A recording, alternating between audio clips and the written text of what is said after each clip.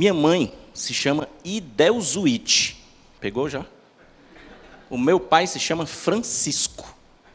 E o pai do meu pai e meu avô se chamava Antonio. Foi criativo. Eu hoje trabalho visitando escolas ao redor do Brasil. Em muitos lugares onde eu chego pela primeira vez, as pessoas dizem assim, com esse nome só pode ser lá do Ceará. E eu sou. Com esse nome só pode ser professor de física. E eu me tornei. Com 12 anos, no que antigamente se chamava primeiro grau, que hoje é ensino fundamental, eu assisti MacGyver pela primeira vez na televisão. E eu fiquei absolutamente maluco de ver ele tornar raios laser invisíveis, visíveis, usando fumaça. Naquela época, com 12 anos, no primeiro grau, eu não tinha estudado coisa suficiente para entender o que era aquilo. Mas eu fiquei maluco, eu precisava saber o que era aquilo. Eu tinha uma referência, uma prima, quase 3 anos mais velha que eu, e ela já estava no segundo grau, o que hoje é o ensino médio. E eu fui perguntar para ela, o que é isso que esse cara faz? Eu quero aprender isso aqui. E ela disse assim, isso é uma coisa que hoje você adora, porque você é criança e se chama ciências. Mas daqui a 2, 3 anos, quando você entrar no segundo grau, no ensino médio, você vai odiar, porque vai passar a se chamar física. Eu fiquei com a informação, mas eu não fiquei com o sentimento. Física é um negócio incrível. Gente, se não tiver troca de calor, a variação da energia interna é o mesmo valor do trabalho realizado, só que com sinal trocado. Pegou? Não, essa não. Vamos fazer diferente. Todo mundo com a mão assim. Assim. Agora, assim. Agora faz o hálito. É quente? Por óbvio. Nós somos homeotermos, 36 graus e meio, aquela coisa toda. De novo. Com a mão assim. Como é que você sopra café? Saiu friinho agora? Qual foi a diferença? Você fez biquinho.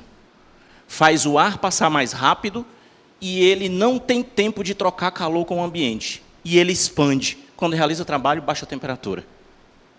Vou me arriscar mais. Um bebê não nasce sabendo andar. Ele leva 2 anos para aprender. Que o centro de massa do corpo, se a gente fizer as médias ponderadas, considerando que os membros têm densidades diferentes, ficaria concentrado aqui e que você precisa deixar o centro de massa em cima da base para você conseguir se equilibrar como um bípede. Mas depois tu tem que dar um passo e tu perde a base e tu cai. E uma criança é tão esperta que quando ela está aprendendo a ficar em pé, se ela vê que ela vai cair, ela se abaixa, que é para aumentar a estabilidade. Isso é física. Está funcionando, eu vou me arriscar mais uma. Se você tem miopia, você usa um óculos de lente grossa.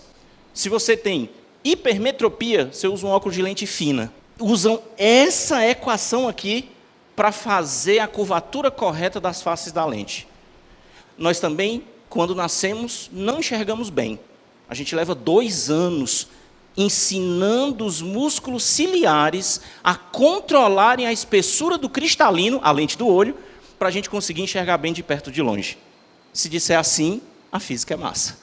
O que eu estou querendo dizer para vocês é que até física a gente aprende por experiência. E esse aprendizado muda tudo. É assim que a gente fica em pé, é assim que a gente consegue andar, é assim que a gente consegue esfriar o cafezinho, é assim que a gente consegue enxergar. Se tem aprendizado, é porque formou sinapse. Eu, pensando nessas coisas todas, para tentar descobrir um jeito de ensinar as pessoas que física era importante. E aí, qual foi a descoberta? Você sabe física, só não sabe que sabe. Isso é uma forma de aprendizado. E eu passei a dizer isso para as pessoas. Nas salas de aula, nas palestras, eu criei o primeiro canal de vídeo-aula de um professor de física do estado do Ceará em 2009, para falar desse jeito, para dizer que tinha um ponto de partida, que tinha por onde você começar. Agora, tem mais. Isso não é prerrogativa nossa. Eu não sei se vocês sabem, mas a fábula de Esopo não é só uma fábula. O corvo aprende que se ele colocar a pedra dentro do tubo d'água, o nível da água sobe e ele consegue alcançar a água com o bico. Tem um peixe que ele consegue acertar um jato d'água no inseto fora d'água e nhau, ele come o inseto. Só tem um detalhe. Se ele está dentro d'água, o inseto está fora d'água, a luz sofre refração e sofre um desvio. Ele tem que aprender lei de Snell para saber calcular esse desvio. E tem um lagarto que consegue correr sobre as águas. Porque quando ele taca a pata na água, ele faz aquele movimento igual a gente fazia para virar as figurinhas no jogo de bafo. E aí forma uma bolinha de ar que dá sustentação suficiente para o peso dele se ele correr bem rápido. Aí veja bem, o que eu estou querendo dizer aqui é que aprender é adaptativo. Aprender me garante sobrevivência na escala da evolução. Aprender muda tudo. Mas eu sou professor, eu vivo de escola, e na escola, ainda hoje, 2025, um quarto do século 21, nós ainda temos os mesmos sentimentos que todo mundo aqui nessa sala teve. E todo mundo que for assistir a essa gravação depois também teve. Eu também tive. Pode não ter sido com o Teorema de Pitágoras. Mas todo mundo teve algum momento que olhou assim e disse, o que eu estou fazendo aqui? Por que eu estou estudando isso? Onde é que isso vai servir? Isso é uma perda de tempo. O que acontece é que isso é um paradigma lá do século passado. Para o mundo que a gente vive agora, ele não serve mais. Agora a gente vive um mundo que não gira, capota. E Delfrânio, meme no TEDx, você é um professor. Então tá bom, vamos dizer isso do jeito certo. Nós estamos vivendo o mundo exponencial, que é um mundo que muda muito e muda muito rápido. Muito acelerado por conta da tecnologia. E uma das consequências, o conhecimento que a gente adquire, aquilo que a gente aprende, que antes servia por décadas, para muita gente por uma vida inteira, agora ele decai de validade muito rápido. E com uma década de profissão, você já precisa desaprender e reaprender. Então, aprender me garante sobrevivência no mundo exponencial. Do que a gente está falando aqui? De acreditar que a gente não estuda para passar em prova, que a gente não estuda só aquilo que precisa. Na verdade, a gente estuda para aprender, porque aprender desenvolve a minha capacidade intelectual, desenvolve o meu cognitivo, desenvolve a minha inteligência, para eu ser aquilo que eu quiser ser. Isso foi demonstrado pela neurociência, isso é um trabalho da Carol Dweck, Mindset de Crescimento. E aqui eu vou destacar duas coisas. Não tem aprendizado sem desafio, não tem aprendizado sem esforço. E eu queria destacar o esforço. Hoje, também mostrado pela psicologia e pela neurociência, mais do que QI e mais do que nota alta, quem é determinado é quem tem sido bem-sucedido no mundo exponencial. E o que é ser determinado? Me diga o que é que eu tenho que fazer que eu faço. Eu não quero saber se é difícil, eu não quero saber se é demorado, eu não quero saber se é pesado, eu não quero saber se é caro. Me diga o que é que eu tenho que fazer que eu faço. Na escala de determinação, o esforço vale dobrado. Não basta ter potencial, não basta ter talento. E aí, nós chegamos num ponto importante. O mundo exponencial, entre tantas tecnologias, tem duas coisas aqui que eu não posso deixar de falar. Algoritmo de recomendação que me tira a concentração, me tira o esforço e, consequentemente, me tira o aprendizado. O córtex pré-frontal da gente foi sequestrado pelos algoritmos de recomendação. Agora a gente já entendeu. Estamos proibindo celulares nas escolas. A gente já sabe o mal que faz. Sair do fogo para cair na frigideira, agora é a era das IAs. Deixa a IA fazer por mim. Mas na hora que eu deixar a IA fazer por mim, o que eu estou perdendo? Eu estou perdendo a determinação, eu estou perdendo o esforço, eu estou perdendo o desafio, eu estou deixando de conectar as minhas sinapses. Eu estou jogando fora o que eu tenho de mais importante. A gente já sabe disso desde o trabalho do Santiago Ramon de Cajal, que ganhou o Prêmio Nobel de Fisiologia e Medicina em 1906, que foi quando, primeira vez, a gente entendeu que o nosso cérebro era formado de neurônio. E a gente conseguiu entender que essas coisas se conectavam. Em 1964, quando foi demonstrado um experimento simples, feito com ratos, e depois comprovado no cérebro humano. Se tem esforço, se tem treinamento, o cérebro se desenvolve. Se não tem, ele não se desenvolve. Mas pera, não dizem que o corpo da gente é feito para o movimento? O cérebro da gente foi feito para quê? Para o aprendizado. Se eu não aprendo, é um desperdício. A gente está falando de neuroplasticidade. Não podemos abrir mão da nossa capacidade de neuroplasticidade. Toda vez que você estuda uma coisa nova e difícil, você reforça as conexões neurais que você tem e novas conexões neurais são formadas. É para isso que a gente aprende. Aprender muda a estrutura do cérebro. Aprender muda o meu sentimento, a minha emoção, o meu estado de humor. Ei, se tiver prova de física amanhã, prova de física é um desafio gigante. Eu não aprendi, a minha habilidade é pequena. O meu estado emocional é de ansiedade, isso não é bom, por óbvio. Eu já sei o que vai acontecer. Eu sou obrigado a entrar na sala, eu sou obrigado a ficar no tempo de prova, eu estou olhando para um papel que para mim parece que está em branco, eu já sei que eu vou tirar nota ruim, eu vou ter que me ver com o resultado disso depois. Eu vou dizer para vocês o que é que o meu pai dizia para mim na década de 80. Quando eu disse pela primeira vez que eu estava com medo da prova de matemática, ele respondeu, então hoje não tem sessão da tarde, né? Qual era a rotina? Faz tarefinha, assiste filme. Hoje está com dificuldade de aprender, vai ter que se esforçar mais, então vai ter que trocar a rotina. O que ele estava dizendo? Ele estava dizendo, desenvolva sua habilidade para você sair de um estado de ansiedade para encontrar o estado de flow. Aprender muda tudo. Quer ver outra coisa importante? Aprender do jeito certo.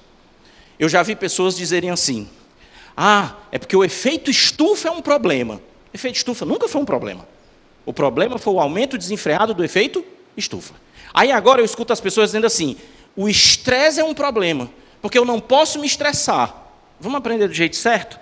O estresse é um fenômeno normal e necessário da fisiologia e da psicologia humana. O que acontece é que se você ficar estressado demais e por muito tempo, você tem um burnout. Mas sabia que se tiver estresse de menos, também tem um fenômeno para isso, que é um burnout. Estresse demais, estresse ruim é um distress. Mas existe um nível de estresse que é positivo, para que ele te mantenha como uma pessoa engajada. A zona de crescimento e de aprendizagem exige um nível de estresse onde você consegue a sua melhor performance. Eu não sei, e eu agora preciso de esforço para eu aprender. Tem um exemplo claríssimo disso que eu aprendi num TED. O William Kankiwamba, lá no Malawi, que aprendeu indução eletromagnética num livro em língua inglesa que ele não sabia ler, não estamos falando de indução eletromagnética, para aprender a construir um aerogerador. Ele olhava para as figuras, aquilo que ele achava que devia aprender. Olhava para as letrinhas da legenda, procurava as mesmas palavras no texto, usava um dicionário bibliotecário para traduzir palavra por palavra. E qual era a motivação dele? Onde ele morava não tinha energia elétrica. E ele dizia que ele tinha duas vontades. Ter um rádio para poder ouvir música e dançar com a família. E que tivesse energia elétrica para eles não terem que dormir logo cedo quando escurecesse. Do que a gente está falando aqui? Hoje, também pela neurociência, a gente sabe que existem rotas neurais, redes neurais responsáveis pela aprendizagem. A primeira delas, que é a mais interna, está lá no sistema límbico, que é chamada de rede afetiva. Se ela é acionada, eu entendi por que eu tenho que aprender aquilo. Não é segunda lei da termodinâmica, Então, o contexto faz diferença. Depois que eu entendi que eu preciso aprender, o que eu tenho que aprender? E aí eu vou acionar, lá na parte de trás da cabeça, a rede de reconhecimento. É aquilo que eu tenho que estudar. Eu quero energia elétrica na minha casa, eu preciso aprender indução eletromagnética. Mas eu preciso de estratégia. E onde é que a estratégia nasce? No córtex pré-frontal, nas redes de estratégia. É o como eu vou fazer isso. Do que a gente está falando aqui? A gente está falando de uma educação integral. Quando eu comecei a dar aula, 3 décadas atrás, bastava eu saber física para eu conseguir ser professor. Hoje eu preciso entender o meu aluno como uma pessoa, antes de ser meu aluno. E aí, a gente precisa resolver essa questão que está na escola hoje. Os alunos não sabem por que estão lá, os professores acham que os alunos querem estudar e os pais estão dizendo, resolvo. Bom, é aqui onde eu queria pensar o meu reset. Aliás, você sabe que esse negócio de reset nasceu quando a gente tinha umas máquinas complicadas demais para descobrir onde era que estava o defeito. Aí alguém disse assim, desliga e liga de novo, para ver se funciona. Isso é um reset. Se fosse lá no Ceará, a gente ia chamar freio de arrumação. Quero ver isso na legenda do TEDx. É freio de arrumação. É quando o motorista dá uma pisadinha brusca no freio do ônibus, todo mundo dá aquela chacoalhada, todo mundo se acomoda. Não pode fazer isso na escola, né? A gente tem que fazer um negócio sutil e que funcione. Eu fui pegar uma ideia que vem lá da biologia, mas que foi demonstrada, aplicada da evolução para a inovação, pelo Vitor Loreto, também numa TED, que é adjacente possível. Quando meu pai disse, se tu chama Idelzuíte, eu me chamo Francisco, e meu pai chama Antônio, nosso filho vai chamar Idelfrânio, ele criou uma inovação com aquilo que já existia. Adjacente é o que está do lado. Os nomes já estavam lá. Ele só deu uma nova funcionalidade. Já pensou o que a gente pode fazer de expandir o nosso mundo com o que está aqui do nosso lado? Pode ser uma pessoa e pode ser um aprendizado. Eu vou me prender no aprendizado. Se a gente aprende, isso muda o nosso mundo. Cada aprendizado pode ser um adjacente possível. Então, fiquei com essa ideia na cabeça. Porque quando fala essas coisas de escola, de aprendizagem, pelo menos aqui no Brasil tem uma coisa muito comum que é dizer assim, precisamos melhorar a formação do professor. Só o professor que tem que resolver? Tem que ser todo mundo. Então, fiquei com essa ideia na cabeça. E se todo mundo acordasse com vontade de aprender? Mas vamos entender esse negócio direito? Porque eu sou professor de física, né? Então, é assim, ó, o planeta é gigante. A qualquer momento, metade dele está claro, metade dele está escuro. Então, metade dele é dia, metade dele é noite. O detalhe é que significa dizer que neste momento, ou em qualquer outro momento, tem gente que está dormindo profundamente, mas tem gente que já está quase acordando. Tem gente que está super acordada, mas tem gente que está indo dormir. O que quer dizer que, ao pé da letra, não dá para dormir todo mundo e acordar todo mundo ao mesmo tempo. É como uma onda. Uns estão acordando agora, outros vão acordar mais tarde. Bacana. Quem acordou agora com vontade de aprender, transforma o mundo um pouquinho. Cria adjacentes possíveis. Quem acordar mais tarde já vai pegar um mundo melhor. Tu está entendendo? É criar uma onda de aprendizagem à medida que as pessoas forem acordando ao redor do mundo. Aí eu queria aplicar isso naquele problema da escola.